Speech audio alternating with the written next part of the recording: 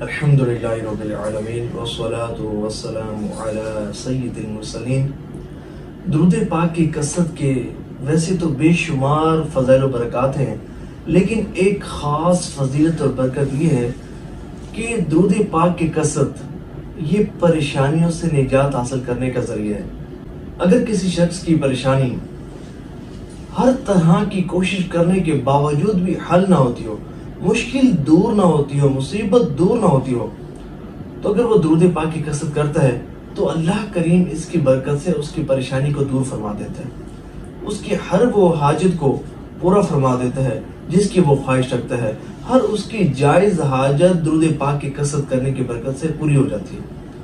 ایسے ہی کرم کی ایک زبردست داستان جب آپ سنیں گے تو بے اختیار اللہ نے چاہا تو آنکھوں سے آنسو جاری ہو جائیں گے اور دل سے یہ شعر نکلے گا کہ میں کہاں تھا اس کرم کے قابل، یہ میرے حضور کی بندہ پروری ہے۔ جب اس واقعے کو سنیں گے تو حیران ہوں گے کہ درود پاک کی کثرت کرنے والا کتنا خوش نصیب ہے کہ جس پر حضور نبی پاک علیہ السلام اتنی زیادہ توجہ فرماتے ہیں اور اسے اپنی مبارک نگاہوں میں رکھتے ہیں اور اس کے ہر پریشانی کو اور اس کے مشکل وقت میں اس کے کام آتے ہیں، اس کی پریشانی کو دور فرماتے ہیں، اس کی مشکل کو آسان فرما دیتے ہیں۔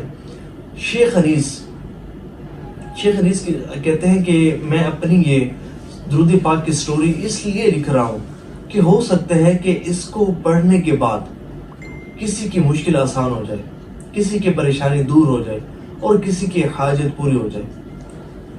شیخ انیس کہتے ہیں کہ میں ایک غریب آدمی ہوں اور دلیم اور چاول کی ریڑھی لگاتا ہوں۔ میرا ایک بیٹا اور 2 بیٹیاں ہیں۔ محنت مشقت کرتا ہوں، 200-300 بچا لیتا ہوں روزانہ، بس یہی جو ہے وہ میری آمدنی کا ذریعہ ہے۔ کہتے ہیں کہ میں ایک عرصہ دراز سے دلیم چاول بیچ رہا ہوں۔ دلیم چاول بیچتے وقت گزرتا گیا اور یہاں تک کہ میری اولاد جوان ہو گئی۔ اب مجھے ان کی شادی کرنے کی فکر رہا کوئی، خصوصاً مجھے اپنی بیٹیوں کی شادی کی بہت زیادہ فکر تھی اور بڑی ایک ٹینشن تھی کہ ان کا رشتہ کیسے ہوگا، ان کی شادی کیسے ہوگی، کیونکہ غریب کی بیٹی کا رشتہ بھی تو مشکل سے لیا جاتا ہے، ہر شخص آمادہ نہیں ہوتا غریب کی بیٹی سے رشتہ کرنے کے لیے۔ تو کہتے ہیں کہ میں بڑا پریشان تھا کہ میری بیٹیوں کا رشتہ کیسے ہوگا۔ کہتے ہیں کہ ایک الحمدللہ میری ایک خاص عادت یہ تھی کہ میں کثرت سے حضور نبی پاک علیہ السلام کی ذات مبارکہ پر درود پاک پڑھا کرتا تھا۔ وہ کہتے ہیں کہ ایک دن میں بیٹھا درود پاک پڑھ رہا تھا کہ میرے دروازے پر دستک ہوئی۔ جب باہر گیا تو دیکھا کہ میرے ایک بہت پرانے دیرینہ دوست تشریف لائے ہوئے تھے۔ میں ان کو اپنے گھر لے گیا، بٹھایا اور جو ہے وہ گھنٹوں ہم بیٹھے باتیں کرتے رہے۔ ظاہر ہے کہ شریف آدمی تھے، ایک بڑا ان کے ساتھ اچھا تعلق تھا، ایک بڑا ہمارا جو ہے نا یارانہ تھا، محبت تھی، تو ہم بیٹھے گپ شپ لگاتے رہے۔ تو باتوں کے درمیان مجھے پتہ چلا کہ ان کے 2 بیٹے ہیں اور دونوں ہی نیک اور برسر روزگار ہیں اور وہ اپنے بیٹوں کے رشتوں کی تلاش میں ہیں۔ وہ اپنے بیٹوں کا رشتہ تلاش کر رہے تھے کہ ان کو میرے گھر کا خیال آیا۔ وہ میری بیٹیوں کا رشتہ مانگنے کے لیے آئے تھے۔ میں بڑا خوش ہوا کہ اللہ نے اتنی بڑی مشکل جو ہے وہ بڑی جلدی درود پاک کی برکت سے آسان کر دی۔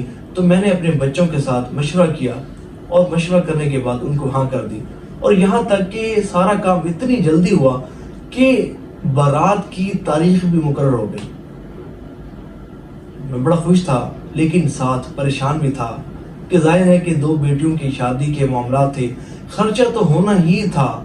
اب ظاہر ہے کہ بیٹیوں کا جہیز کیسے بناتا اور بارات کو کھانا کیسے کھلاتا، شادی میں تو بہت زیادہ اخراجات ہوتے ہیں اور میرے پاس بامشکل 20 سے 25 ہزار روپے تھے۔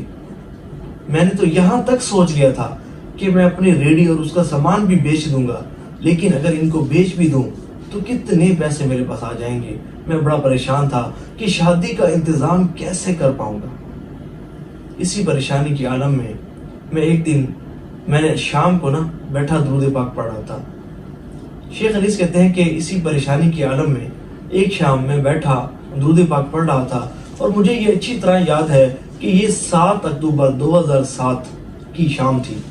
بیٹھا درود پاک پڑھ رہا تھا اور ساتھ آئندہ آنے والے حالات کا بھی سوچ رہا تھا، اپنے آنے والے حالات کے بارے میں بھی فکر مند تھا کہ کیسے جو ہے وہ بچوں کی شادی ہوگی، کہ اتنی دیر میں دروازے پر دستک ہوئی۔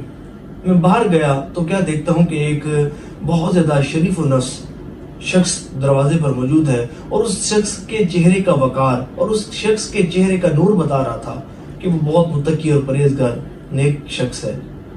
تو اس شخص نے مجھ سے کہا کہ کیا آپ شیخ انیس ہیں؟ میں نے کہا جی ہاں۔ تو اس نے پوچھا کہ کیا آپ چاول کی اور دلیم کی ریڑھی لگاتے ہیں؟ تو میں نے کہا جی ہاں۔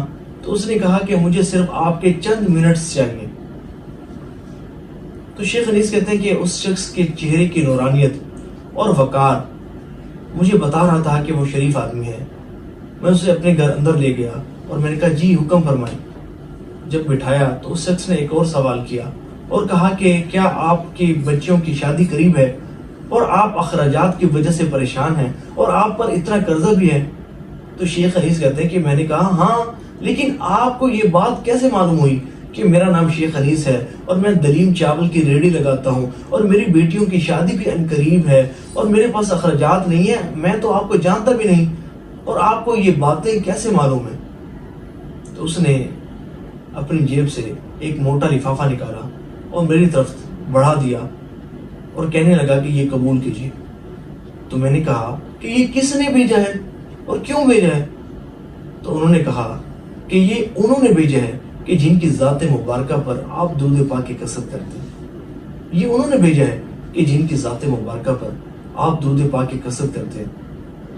تو شیخ انیس کہتے ہیں کہ میں حیران ہو گیا کہ میرے حضور صلی اللہ تعالی علیہ وآلہ وسلم کو میری اتنی فکر، میرا اتنا احساس، میری پریشانی کی پر اتنی شفقت فرمائی اور اپنے نگاہوں میں رکھا اور خصوصی توجہ فرمائی کہ حضور کا غلام ایک پریشانی میں مبتلا ہے اور ایک بہت بڑی حاجت درپیش ہے اور میری حاجت کو پورا فرما دیا۔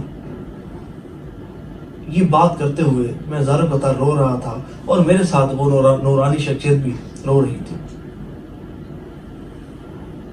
پھر انہوں نے کہا کہ اس سب کرم کا سبب جو ہے وہ درود پاک کی کثرت ہے، اور مجھے بھی خواب میں یہی فرمایا گیا تھا کہ جاؤ اور شیخ انیس کو جا کر یہ پیسے دے دو، یہ یقیناً آپ پر درود پاک کی کثرت کرنے کی برکتیں ہیں جو کہ آپ کو موصول ہوئی ہیں۔ اے آج کا رسول، اگر آپ بھی کسی پریشانی میں مبتلا ہیں، دکھ اور مسائلوں نے آپ کو ہر طرف سے گھیر لیا ہے، کوئی ایسی حاجت ہے جو پوری نہیں ہو رہی، تو یقین کامل کے ساتھ درود پاک پڑھنا شروع کر دیجئے، توجہ کے ساتھ خشوع و خضوع کے ساتھ درود پاک پڑھنا شروع کر دیجئے۔ اللہ نے چاہا تو آپ کی مشکل آسان ہوگی اور ہر وہ جائز حاجت پوری ہوگی کہ جو عرصہ دراز سے پوری نہ ہو سکی۔ تو دعا ہے کہ اللہ کریم جو سنا اس پر عمل کرنے کی توفیق عطا فرمائے۔ آمین بجائے خاتم النبیین وصلی اللہ تعالی علیہ وآلہ وسلم۔